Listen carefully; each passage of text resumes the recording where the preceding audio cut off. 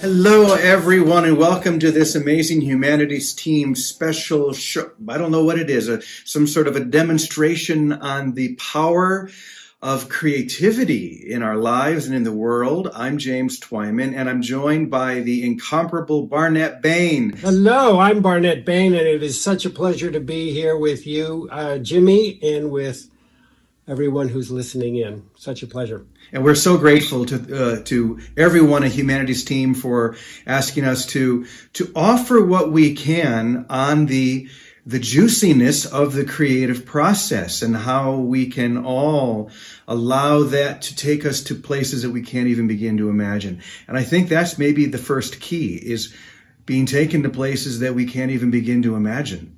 Because so often what we do is, in our linear conceptual mind, we try to frame that which we are going to experience or that which we are going to create. Instead of letting it figure us out, we try to figure it out.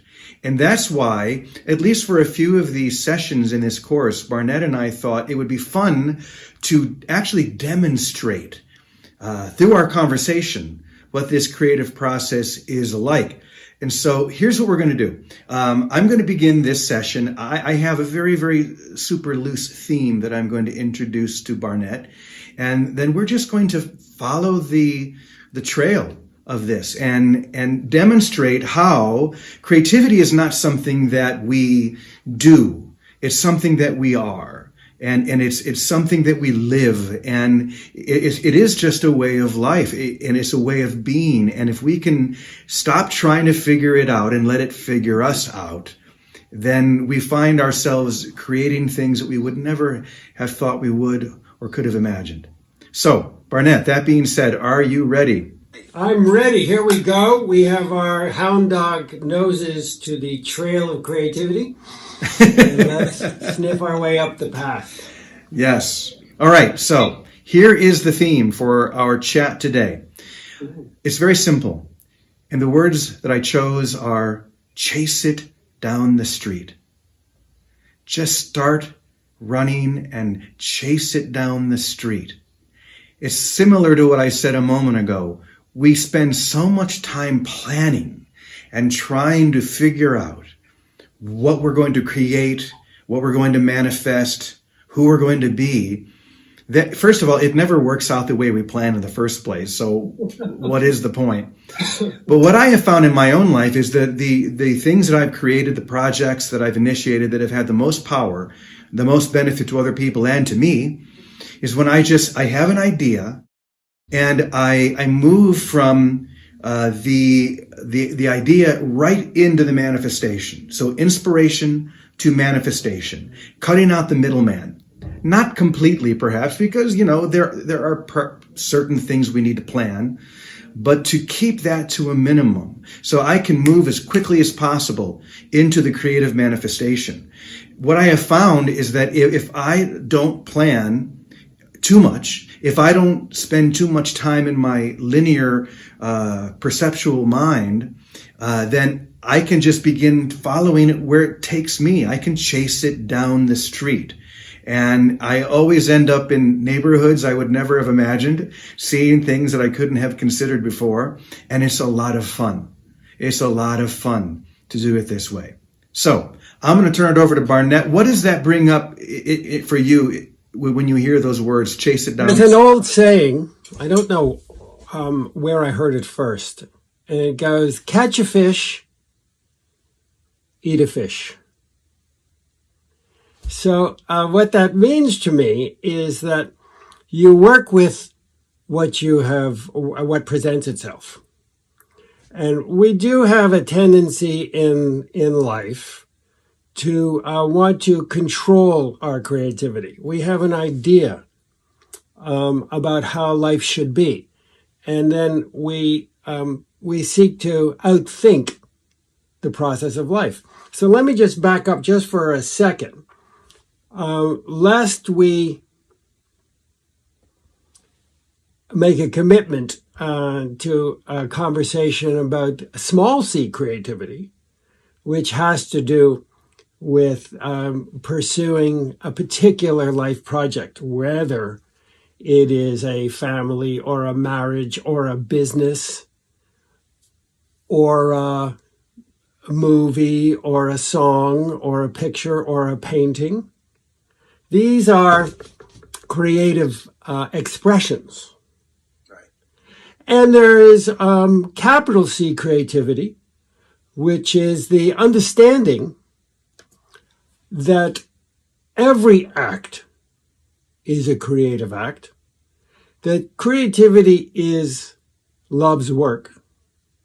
There's nothing else from my point of view, and I know you share this perspective, Jimmy, there is nothing else in life going on except superseding creative acts. We are made in the image of the Creator. Right. And so there is nothing that proceeds from us that is anything but creativity. The idea that one can be uncreative is itself a creative act. It's highly creative to be able to wall ourselves off from the ecstatic explosion of creative acts going on all around us and through us and with us, and collapse into the pretend that I'm not a part of that. So the biggest gap that we have to cross, I think, is this notion that creativity is separate from me, and somehow it is the realm of people who are particularly blessed to have gifts and skills and talents that enable them to pursue a particular narrowly defined set of creative acts. These are the kinds of folks that you see on books bestseller lists or on the tabloids in the supermarket. These are people who are miraculously gifted as athletes or entertainers, and we measure ourselves against that. It's unhelpful. It's very unhelpful. So when we can reclaim our birthright as creators, and when we begin to let in the truth that every thought is generative, every emotion is generative, every feeling is generative, every choice is generative, we are creating something moment by moment, step by step by step. Again, our hound dog noses to the trail. We're creating something. We may not even have a sense of exactly what it is we're creating, but we can know that the creation that is proceeding from it is in harmony with certain energies that we embody. Energies of giving, energies of receiving, energies of dominating, energies of controlling. They all show up on a screen, both an internal screen and an external screen. Jimmy, you want to run from there? I'll throw you the baton. Well, I love what you're saying, and I love that we took it from what we would typically think of as being a creative person or not being a creative person into the spirituality of creativity. We'll get to the acts. We're going to. But we start at the beginning, and it really begins with the question: who do I say I am? And whatever I say I am going to create that reality, that experience. And if I say, or if I realize, as you were saying, that every act, every thought, every word is a creative act, thought, and word, then I begin to participate in the creative force of our Creator, of God, or whatever you want to call that. In this way, we are most like our Creator as we create or manifest who I say I am. So and ultimately, what we're here to realize is that I am holy. I am perfect. I am whole, and to create from there, because what we create from a true understanding of who I am, the truth of who I am, I begin to manifest goodness instead of just trying to manifest goods.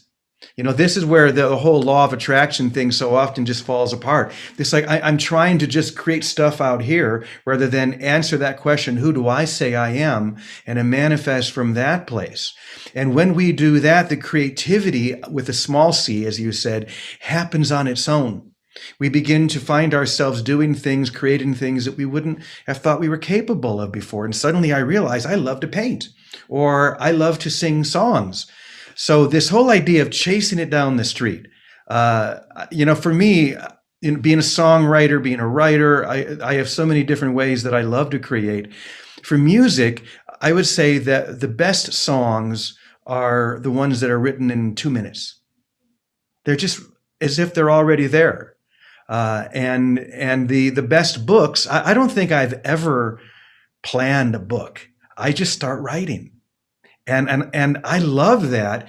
For example, my last book, Giovanni and the Camino of St. Francis, it's following this journey. And because I didn't know where this character Anna in my story what was going to happen to her, I experienced it along with my character. And it was just like following the breadcrumbs, following the scent, as you said. And it was amazing. It was so fun. There would be things that I would write and I didn't know what, then suddenly this answer would appear. And it was, wow, I don't think I would have gotten that if I'd planned ahead. So don't worry about planning things. Just be the creative expression itself and experience that, the answer to that question, who do I say I am? Barnet, back to you. That's wonderful. That is wonderful. Now, there is a certain kind of head start that you are blessed to have because you have a deep tenderness and closeness with yourself. You know who you are. And now we are constantly discovering more and more of who we are.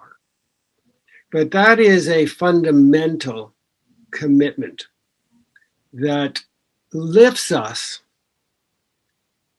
to a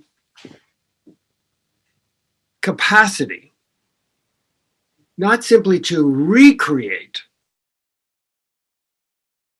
By recreating, I mean to do versions and versions of what we have done before. When we begin to have a relationship with ourselves, and when we begin to make a commitment to discovering more of who we really are, suddenly we move to the edge of our recreation, and we can begin to create something that is virginal, that is brand new.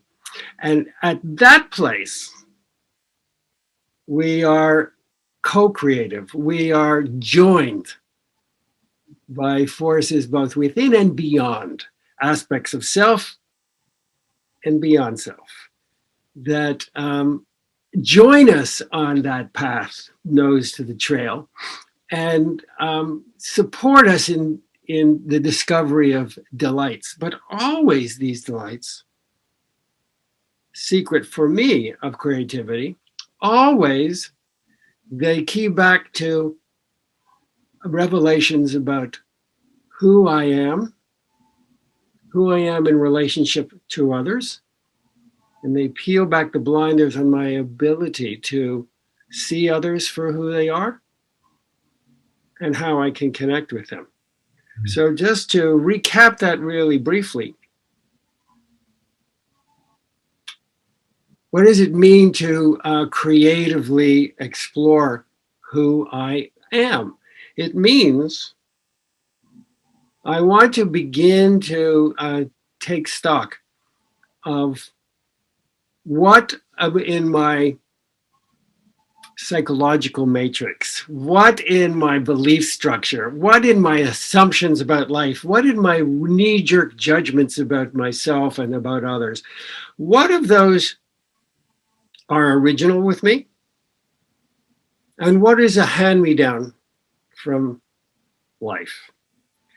And when we just begin to say, is this an original thought that I have about this person or that situation, or is this inner voice that's in my head, those criticisms or cheerleading, are they original with me, or did I learn them someplace? And as we begin to understand, if I learned them someplace, where did I learn them from? This is not about making it bad or wrong, but it is about becoming tender with my operating system. Yeah. And as I become tender with my operating system and compassionate, I open up room for grace. I open up room for insights and expressions, aka creativity, outside of the patterns that limit what my capacity would otherwise have been. Very good. And then I move from recreating from within inside that matrix to beginning to create, to discover, to be created anew in partnership with forces within myself and beyond myself. That is, as Jimmy, as you're saying, when you're talking about, you just light out, it becomes more elegant, meaning more output for the least amount of energy applied. It becomes more elegant to the degree that we begin to take pleasure in unpeeling ourselves with love and with compassion and with understanding, lifting the judgments. The judgments come slamming in. I'm not enough. I'm not good enough. I'll never do this. Well, where did I learn that? Yeah. And can it be okay that I learned that any little boy or girl who was in the world would receive such messages that would make them smaller and less confident? And can that be okay? And can we begin to peel them off? And can I love that little self of mine? Can I love that part of me that learned those messages and made commitments and decisions and beliefs to conform to those things? They don't have to be magically disappeared, but I just want to become conscious of them. And just in the becoming conscious of them, forces are at work that wait at the edge of our reality, of our psychological reality, to expand possibility for us. I was just going to say that, to expand. That's what we want do us to in be the creative creative. process. Yeah, it's beautiful. And you use the word delight. I love that word. And that expansion, it's like taking a deep breath. We expand out, and it's the most delightful feeling in the universe, as far as I'm concerned, when we are expanding out, when we are extending whoever we know ourselves to be on the edge of all of those things you just said. In fact, I want to show you a quick picture. I was looking at this right before we started.